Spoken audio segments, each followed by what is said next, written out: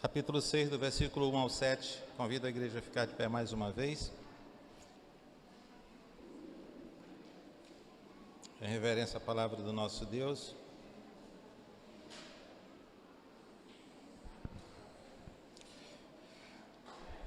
Atos capítulo 6, de 1 ao 7. Naqueles dias, crescendo o número de discípulos, os judeus de fala grega entre eles queixavam-se dos judeus de fala hebraica, porque suas viúvas estavam sendo esquecidas na distribuição diária de alimento. Por isso os 12 reuniram todos os discípulos e disseram: não é certo negligenciarmos o ministério da palavra de Deus a fim de servir as mesas. Irmãos, escolham entre vocês 7 homens de bom testemunho, cheios do Espírito e de sabedoria. Passaremos a eles esta tarefa e nos dedicaremos à oração e ao ministério da palavra. Tal proposta agradou a todos. Então escolheram Estevão, homem cheio de fé e do Espírito Santo, além de Filipe, Prócoro, Nicanor, Timão, Parmenas, Nicolau, um convertido ao judaísmo, proveniente de Antioquia. Apresentaram esses homens aos apóstolos, os quais oraram e lhes impuseram as mãos. Assim a palavra de Deus se espalhava. Crescia rapidamente o número de discípulos em Jerusalém. Também um grande número de sacerdotes obedeciam à fé. Ó Pai, obrigado, Senhor, porque a tua igreja cresce também as necessidades. E o Senhor dá sabedoria para ir suprindo cada uma delas. Que assim o Senhor faça ainda hoje. Os apóstolos instituíram os diáconos desde que devidamente orientado por Ti. Te agradecemos porque o Teu Espírito Santo é que nos mostra a necessidade da Tua igreja. O Teu Espírito Santo é que levanta homens e mulheres para suprir cada uma dessas necessidades. Desde a criação da igreja, o Senhor tem feito isto. Por isso te agradecemos. Fala aos nossos corações através da Tua palavra, Pai. Queremos Te ouvir. Oramos em nome de Jesus. Amém. Podeis assentar.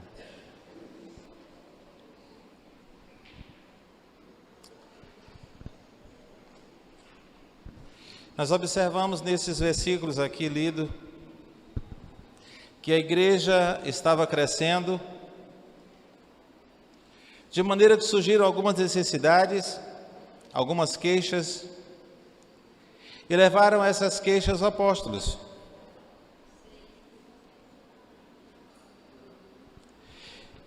E os apóstolos, orientados por Deus, certamente começaram ali a instituir novas lideranças na igreja.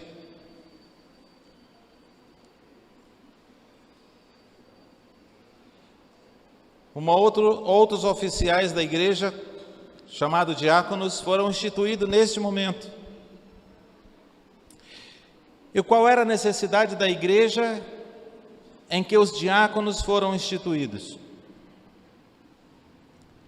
Acudir aos necessitados.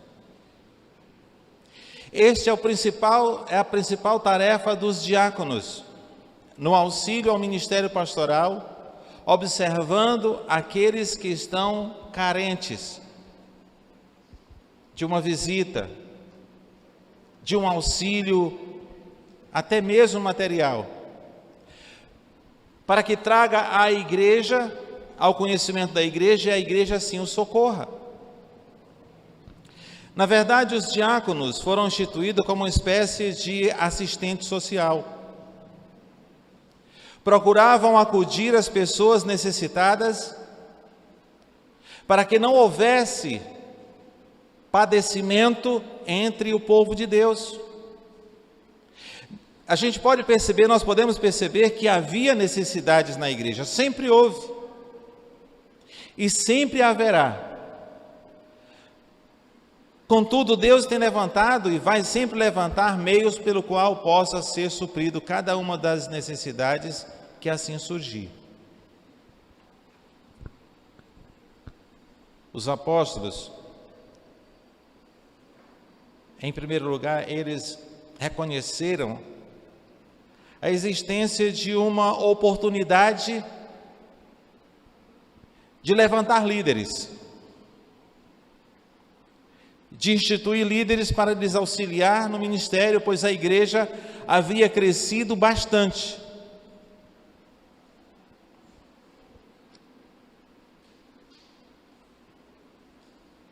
Em segundo lugar, eles reuniram os discípulos para discutir a respeito do assunto e determinaram as qualificações que deveria ter aqueles que haviam de ser escolhidos.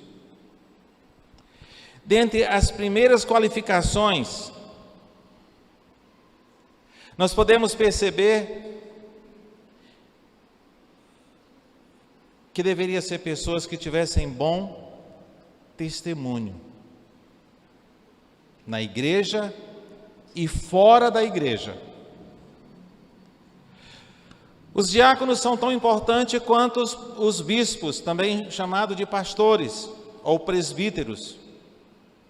A importância do ministério do diaconado é tão importante quanto o ministério pastoral. E é por isso que há essas qualificações muito, mas muito semelhantes. Já já nós vamos ver no texto de Timóteo, onde Paulo fala a respeito de como deve ser a vida de um diácono. Mas aqui, antes da escolha, os apóstolos reuniram os discípulos e disseram: escolham entre vocês homens de boa reputação, ou de bom testemunho, cheio do Espírito e de sabedoria. Os diáconos precisam ser pessoas sábias, não necessariamente inteligentes, mas que saibam usar a inteligência que têm para o bem-estar da igreja, para que a igreja seja suprida as suas necessidades de maneira que possa andar em unidade.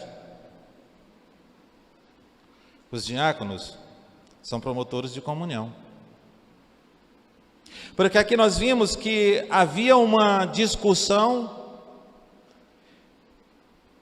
a respeito de favorecimento das viúvas dos de fala hebraica, em relação às viúvas dos de fala grega. Levanta-se os diáconos e resolve toda a situação. Volta à comunhão da igreja. Extirpa toda aquela discussão a respeito dos favorecimentos.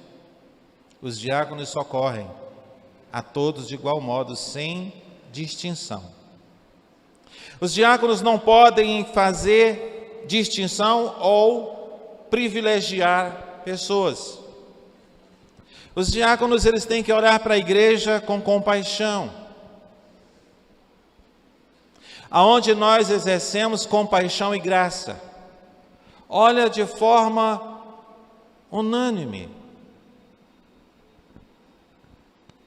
E não somente para um grupo seleto.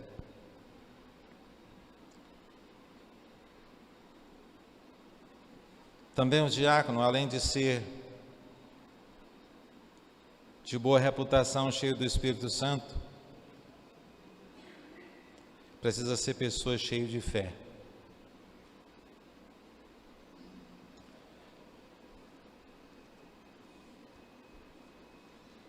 Em 1 Timóteo, capítulo 3, fala a respeito de pastores e diáconos e diaconisas.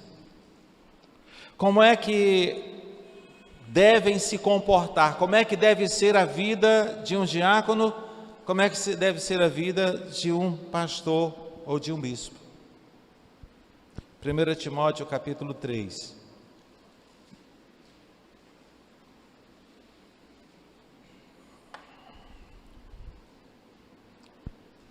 partir do versículo 1.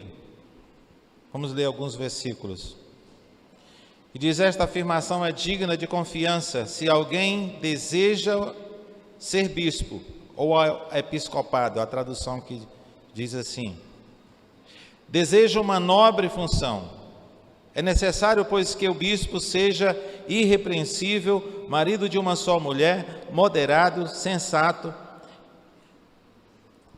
respeitável, hospitaleiro, apto para o ensino, não deve ser apegado a vinho, nem violento, mas sim amável, pacífico e não apegado ao dinheiro.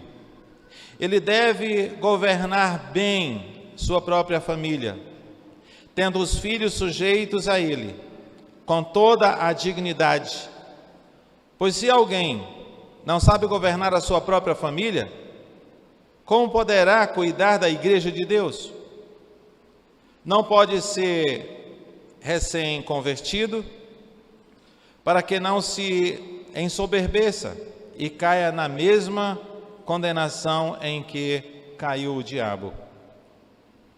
Também deve ter boa reputação perante os de fora, para que não caia em descrédito nem na cilada do diabo. Os diáconos igualmente devem ser dignos, homens de palavra, não amigo de muito vinho, nem de lucro desonesto.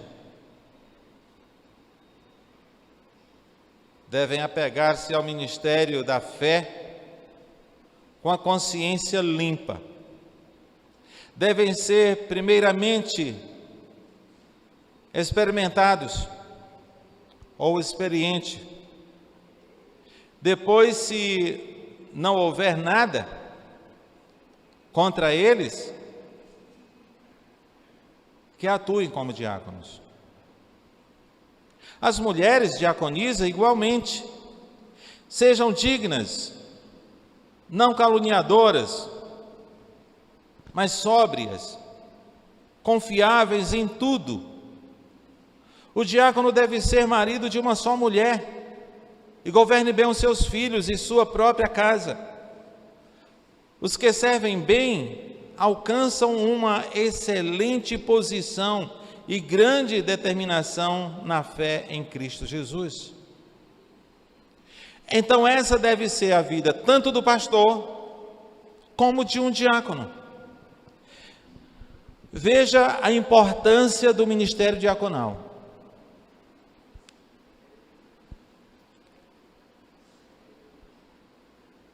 Não podem ser pessoas que não criem bem os seus filhos nos caminhos do Senhor. Assim também o pastor que não governa bem a sua casa. Lembro-me quando eu estava no Ministério Amarante, um dos meus filhos começou a querer tomar um caminho que eu percebi logo que não era o caminho da palavra de Deus. Imediatamente eu deixei o ministério lá, porque eu morava em Teresina, não pastoreava a minha família por muitos anos, 4 anos quase, quando eu percebi que meu filho estava começando a mudar o caráter. Cheguei para a igreja e disse: olha, eu preciso voltar para casa. Ele disse: mas pastor, você não pode fazer isso, você vai nos abandonar. Eu digo: eu não posso cuidar dos filhos de vocês e esquecer os meus. Porque se eu deixar os meus filhos se desviarem dos caminhos do Senhor, eu não sou digno do ministério. E graças a Deus eu voltei em tempo de cuidar e pastorear e ensinar os meus filhos. Eu glorifico a Deus, porque meus filhos andam nos caminhos do Senhor. Mas foi o Deus eterno que fez tudo isto. Mas primeiramente, tanto o diácono como o pastor precisa cuidar bem da sua família. Ele não pode negligenciar isto e dizer, não, eu vou cuidar da igreja e a minha filha Deus vai cuidar. Deus cuida através dos pais. E bem pensando, a palavra de Deus, ela diz que nós pais temos a responsabilidade de pastorear a nossa família. Somos nós que temos que ter a responsabilidade de ensinar nossos filhos o caminho da fé. Em Deuteronômio capítulo 6 é muito claro quando fala a respeito do pai e não da mãe. Prestem bem atenção, o pai.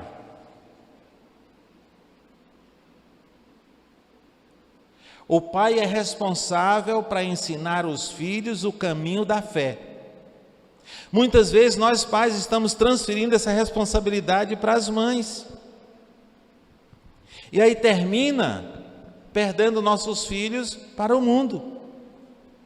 E consequentemente estamos nos colocando como inaptos para o ministério, seja pastoral, seja o ministério diaconal. E cada um de vocês, cada um de nós, potencialmente, podemos ser escolhidos para sermos diáconos ou pastores ou bispos. Porque somos servos de Jesus, somos servos do Senhor, andamos com Ele e o objetivo é aprendermos dele dia a dia. E se aprendermos dele, nós vamos cuidar bem da nossa casa. Se aprendermos dele, vamos cuidar bem da nossa família. E se aprendermos dele, vamos cuidar bem até dos nossos negócios. Porque a palavra de Deus diz também que não podemos ser apegados excessivamente aos bens materiais.